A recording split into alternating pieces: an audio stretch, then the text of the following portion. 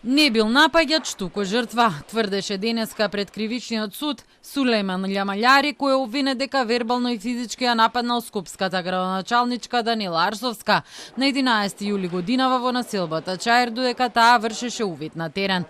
Љамаљари, познати како командант Барути, пред судот кажа дека Арсовска го удрила по ногата, иако обвинителството го гони за извршување на грубо насилство. Тој ден јас не нападнав никого, бев нападнат од градоначалничката. Таа приде кон мене со телефон во раката. Јас само со рака и мафтав, сакав да ја го тргнам телефонот за да не ме снима неовластено. Во близина беше полицијата која не одвои, имаше псовки обострано. Оштетената ме удри со нога, ме клоцна, над коленицата на левата нога.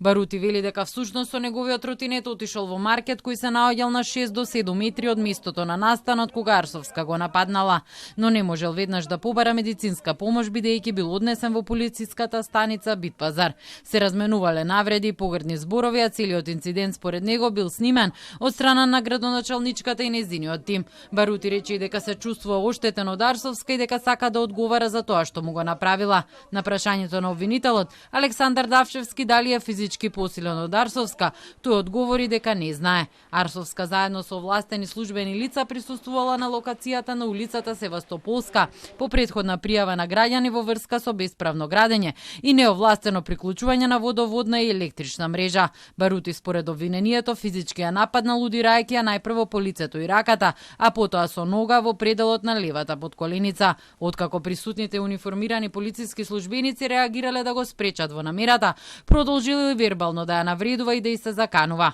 Арсовска на првото рочиште пред судот изјави дека кај обвинетиот не гледа кајање, ниту грам жал за стореното кон неа, која освен што извршува јавна функција и жена и мајка.